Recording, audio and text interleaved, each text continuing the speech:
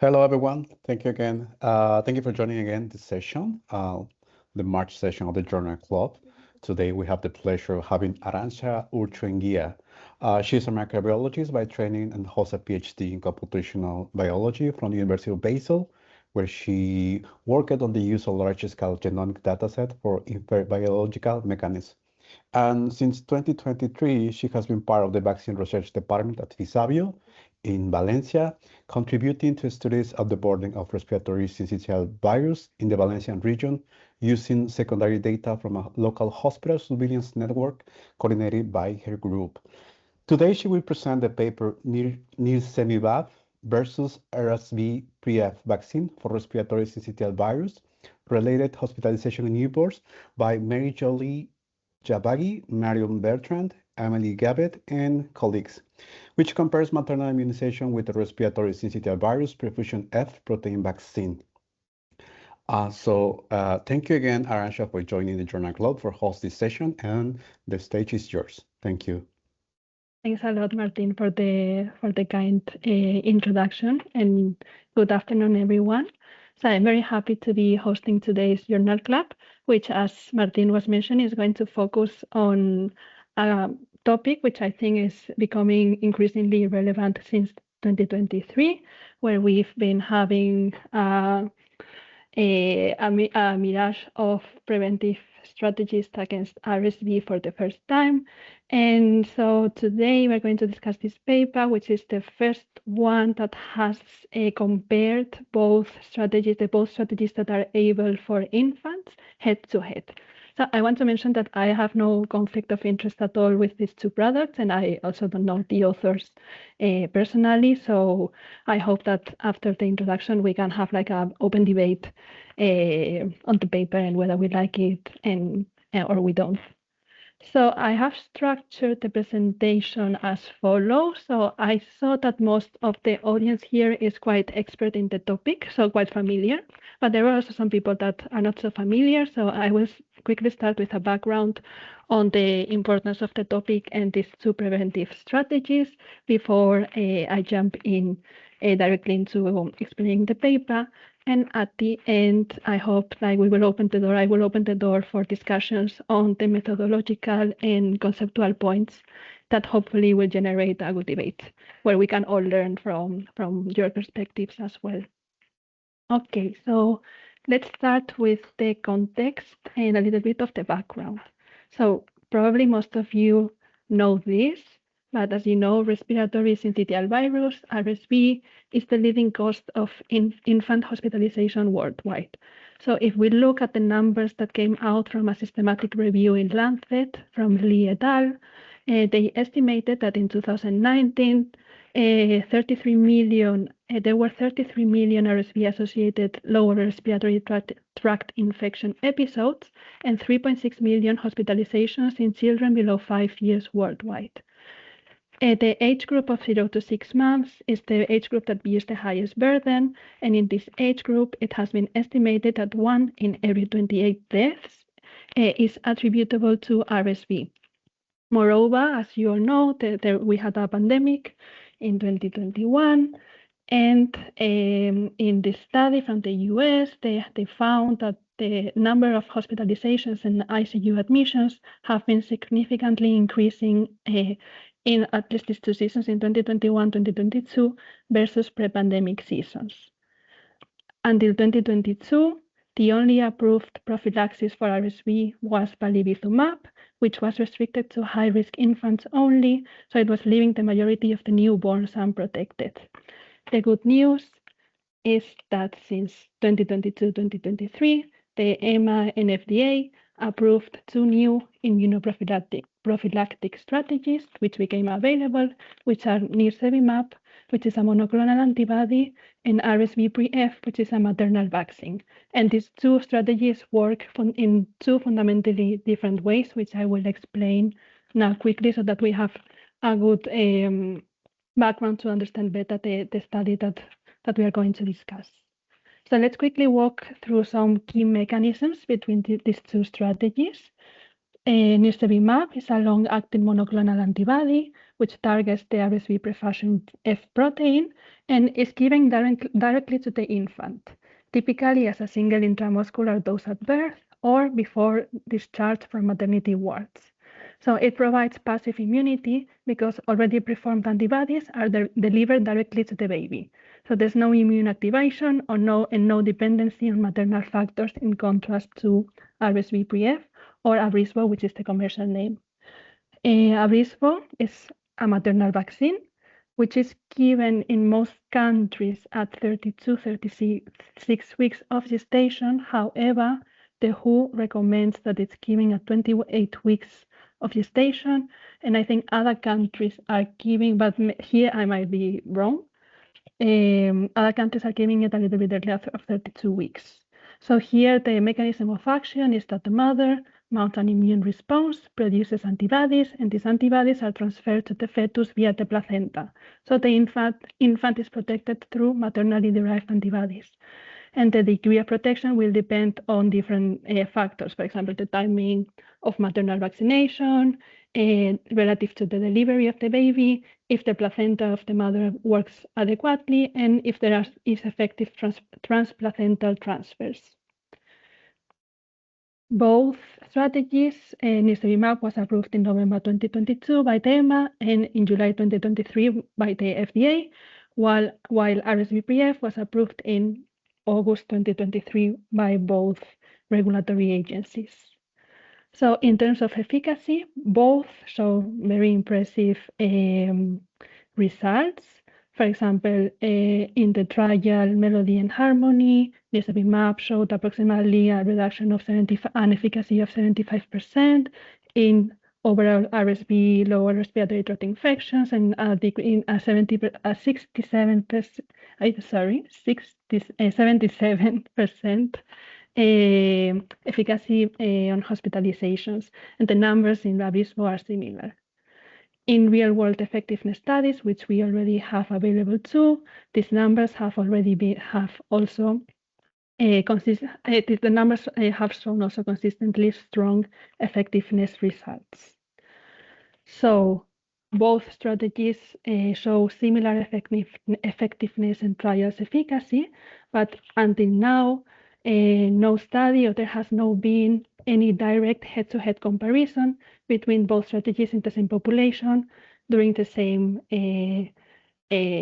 season. And that's the gap that this paper was trying to fill.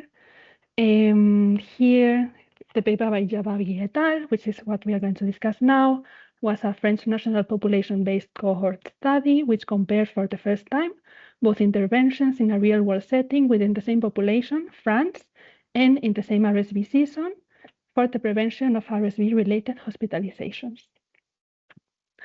So the authors used the French National Health Data System, SNDS, which covers nearly the entire French population and captures data on diagnosis, procedures, prescriptions, and healthcare use.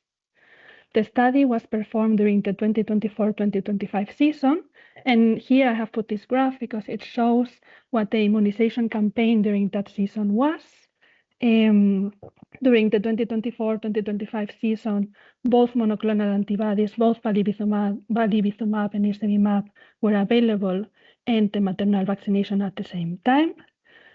The recommendations were Nirsevimab, RSVpreF was available from September 2024 for administration at 32 to 36 weeks of gestation, and Nirsevimab was recommended to all newborns from January 2024, but in the outpatient setting, but was actively given to newborns from September 2024 during maternity wards, so to all newborns before discharge. And the choice between one or the other was made by healthcare professionals and the parents. So obviously it was not randomized. The authors also, so Vacibizumab was also available during that season, but the authors claim that the numbers were very, very low. So if I recall correctly, only 110 doses were administered during the season. here. So in this graph, you can see the RSV hospitalization trends and the daily uptake during the study period. So as you can see, the black graphs show the RSV-associated hospitalizations that mainly occur during October to February 2025, and we're peaking mid-November until January. Nirsevimab administration, which is the blue line, increased rapidly in early October and declined thereafter, whereas Abrysvo implementation had a more steadily increase, reaching similar numbers. Yes, Rosa? Sorry, Arantxa, if I interrupt you, but otherwise so Nirsevimab is not recommended for newborns of women who have already been vaccinated, or is it? I think it's not. It's not. So they are alternative strategies, really. Exactly. These two were alternative strategies, and the decision, the authors claimed, that was made by healthcare professionals and the parents. So I assume that the parents were given both choices, and they would decide which one. Okay. But but this is an assumption. This is an assumption. It may happen that. Yeah. Okay. Thank you. Yes, unless there's someone in the audience that is from France and they know. And they know, if someone knows how the choice was made better. Yes, Nicolas? Yeah, hello everyone. So I'm doing my PhD in France in the flu vaccine. And yeah, it's exactly what you were saying. It was just a choice. But it was not recommended to have both. So it was one or the other. But it was the healthcare professional who decided, healthcare professional and the parents who decided which strategy.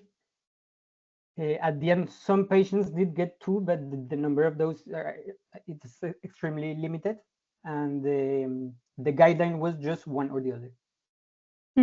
But it's just that since Nirsevimab cannot be given, so I see that Nirsevimab starts before, right? But those persons could not have been exposed to the vaccine because it was not available yet. So there is this old period where everybody who wanted to have prevention had only one choice, correct? Yes, yes, at the very beginning. So let's say that the choice is really a true choice after, let's say, at March and end of 24. Yes. Yes, and the authors, as you will see, Rosa, they account for this. So they set a study period so that they make sure that both choices were available at the time. And also in the exclusion criteria, the dual exposures, if there were any, they are also removed from the study. Yes. Okay, thank you. Yes. So this plot was just to show you like the distribution patterns and the trends of hospitalization. Okay, so let's jump now into the study design of the authors, the objectives, the eligibility criteria, etc. So what was the objective of the study? So the objective was to compare maternal RSVpreF vaccination versus infant Nirsevimab for risk of RSV-associated lower respiratory tract hospitalizations in France during the 2024-2025 season. The study population, the study type is a population-based match cohort study, and they followed Strobet guidelines. The data source, as I was mentioning, was the French National Health Data System, which has near complete national population coverage. So what was the study population eligibility criteria? So all infants born between September 1st and December 31st of 2024, but that were discharged from the maternity ward on or after October 1st, 2024, because that's the authors claims that that's the moment where both strategies were really available. And those kids, and for those kids whose mothers received RSVpreF or who received Nirsevimab before discharge, they excluded dual exposures, those maternal vaccinations that happened before week 32 or after week 36, and those births that occur less than 14 days after maternal vaccination, and also those births that were outside mainland France because they claimed that the distribution of vaccines outside mainland France was not homogeneous. The exposures are maternal immunization, and they were maternal immunization, which was identified via ATC codes through pharmacy dispensation records, and infant immunization, which was also identified via ATC codes in inpatient settings, and the injection date was defined as the maternity discharge date. That's how they defined when the kit was giving the monoclonal antibody. So the assignment procedure, they used a two-step for the assignment procedure. They used two steps for confounding control. First, they did a one-on-one exact matching. So for each discharge day between October 1st and December 31st, every RSVpreF exposed infant was matched to an Nirsevimab recipient on discharge date, always on the same day. They use sex, gestational age category, and region of residence for the matching. And for the matching, they use random sampling without replacement, and they reach a 92% match success rate. Secondly, they use inverse probability of treatment weighting. They use a logistic propensity score model to address any residual imbalances using 30+ infant and maternal characteristics that were not captured in the matching. The time zero of the study was the maternity discharge date, which was the same for both groups. And the follow-up period was from the date of discharge from the maternity ward until the occurrence of the outcome, death from an unrelated cause, or the end of the study period, which was set to be February 28th of 2025. So the primary outcome was hospitalizations for RSV-associated lower respiratory tract infections, and they were identifying this using these ICD codes. And according to the authors, ICD codes for RSV-associated lower respiratory tract infections are assigned for those that are already laboratory confirmed infections. Secondary outcomes were those hospitalizations that require PICU or HDU admission, ventilator support, supplemental oxygen therapy, and additionally, they were also looking for length of stay, ECMO, extracorporeal membrane use, nitric oxide, and in-hospital death. So some severity outcomes. They used a conditional Cox proportional hazard model with stabilized IPTW to estimate hazard ratios and 95% confidence intervals. And they also did some sensitivity analysis where they pre-specified different lagged follow-up starts, so 7 and 14 days lag of the follow-up. Multivariable adjustment and propensity score trimming at the first and 99th percentiles to handle different waves, extreme waves. They also did some subgroup analysis where they cover sex, gestational age, socioeconomic deprivation, time since birth, interval between maternal vaccination and birth, and the time of the RSV season intensity, whether it was at the beginning, at the most intense period, or at the end. If you have questions, or we can discuss them later as well. So this is basically the design of the study. So what did they found? So what were their main results? So they started with around 100,000 eligible infants, of which 22,302 were excluded for the reasons shown because they were for the reasons shown here in the flowchart diagram. From this, after they included around 85,000 eligible infants, of which 62,340 received Nirsevimab and 23,000 had a maternal RSVpreF vaccination. After one-on-one matching, they ended up with a cohort of 42,560 infants, so that means 21,280 in each group, which is the analysis population that they used for outcomes verifications. So what were the population characteristics? Before weighting, the differences between the groups were, well, so first of all, between the 42,000 matched infants, 51% were male, most of them were born at term, most of them were born during November, December, during the highest peak of the season, and the mean age at discharge was 3.7 days and 3.8 days for both groups. The Nirsevimab group was more socioeconomically disadvantaged. So the 20% had complementary solidarity health insurance versus 8.7% in the RSVpreF group. 21% lived in the most deprived municipalities versus 13% in the Abrisbo group.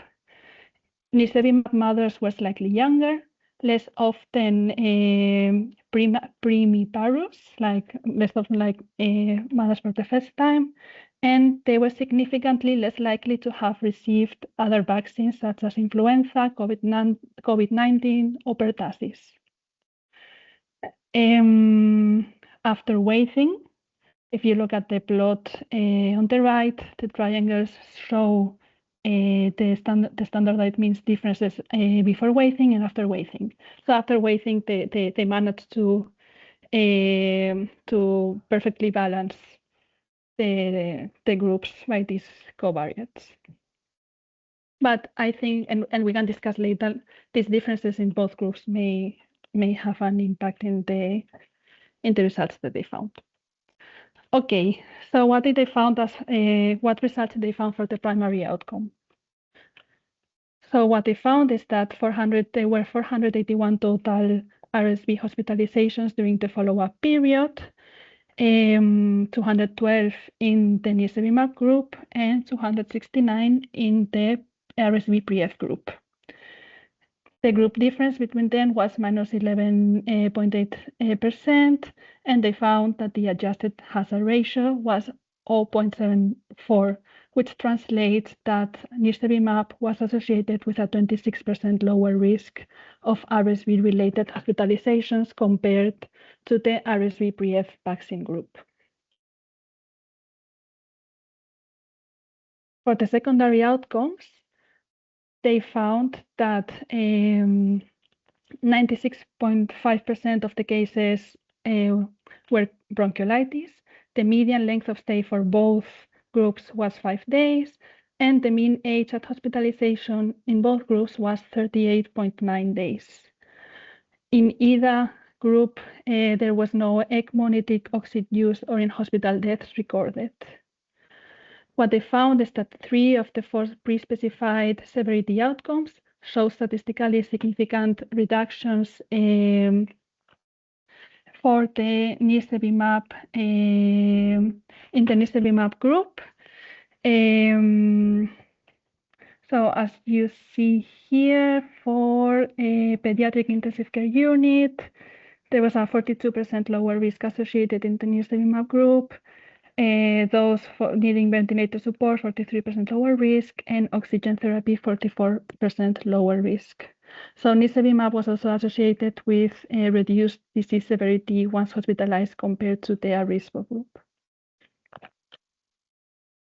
For the subgroup analysis, the subgroup forest plot also shows broadly consistent results across sex, gestational age, and deprivation quintile, and the confidence of all sit to the left of 1, and so most of them favor Nirsevimab as well.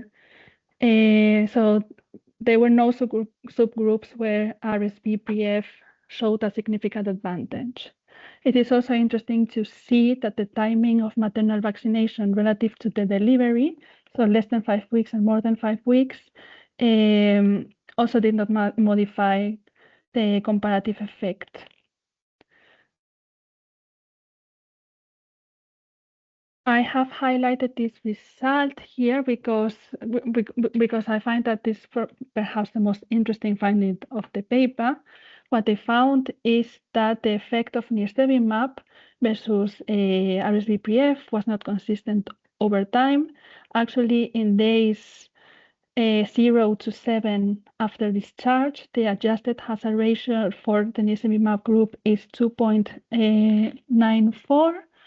So, which means that Nirsevimab infants had nearly 3 times the risk of hospitalization compared to the Abrysvo group, whereas from days 8 to 30, the groups converge, and beyond 60 days, the advantage of Nirsevimab becomes strongest, which could probably and most likely is reflecting the fact that the waning of maternally derived antibodies.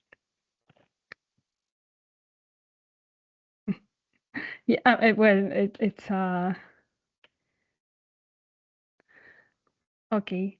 So these are the main results of the authors. This is what they found. I have put here some discussion points that we can now open the floor for open discussions, or we can go through the slides and see what the authors have also discussed and the points that I have also made to open the discussions.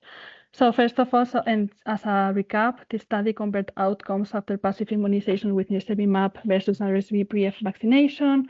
They found that in real-world conditions and when evaluated within the same population and during the same epidemic period, passive immunization with Nirsevimab was associated with lower observed rates of RSV-related hospitalization and severe outcomes compared with maternal RSVpreF vaccination. However, and this is also very important to highlight, and the authors also highlight, these findings should not be interpreted as evidence against the efficacy of the RSVpreF vaccine. So the authors identify their own strengths. So on the strength side, the SNDS is a near complete national coverage data source. The two-step confounding control was robust. They manage a good matching and a good covariate balance. However, on the limitations, the RSVpreF group by design was born later in the season due to vaccine availability. So those infants that were born early in the RSV season may be underrepresented in this study. The eligibility was limited to 32 to 36 weeks, while other recommendations, the WHO recommends to vaccinate women from 28 weeks on. There was no RSV subtype analysis, and there was no subgroup analysis beyond 60 days of follow-up. And of course, as in all observational studies, unmeasured confounding could not be excluded. So for example, they did not measure breastfeeding status, household smoking, daycare attendance, and other parental health-seeking behavior. So these are the limitations that the authors themselves state from the study. I have included other potential discussion points. And of course, I'm open to discuss this. And so I think that both populations, of course, are not comparable. The Nirsevimab group was before weighting, was more systematically, more socioeconomically disadvantaged before weighting, which may reflect or may not more RSV exposure at home or a higher risk of RSV exposure. It seems that there might be some residual confounding by health-seeking behavior running into the direction of the RSVpreF mothers because they seem to be more proactive about medical care as they showed higher vaccination rates in the data. So the true effect of Nirsevimab could be even larger than 26%. So here, could residual confounding be underestimating the true Nirsevimab advantage? could be a problem. Another potential issue is that RSVpreF is not a point-in-time exposure. So vaccination could occur in 32 to 36 weeks windows with variable delivery timing, which creates heterogeneity, and the authors did not really address this. They were only looking at less than 5 weeks to more than 5 weeks from vaccination to delivery. The adjusted hazard ratio of 2.94 in days 0 and 7, which showed a higher risk in Nirsevimab group, can have a biological explanation.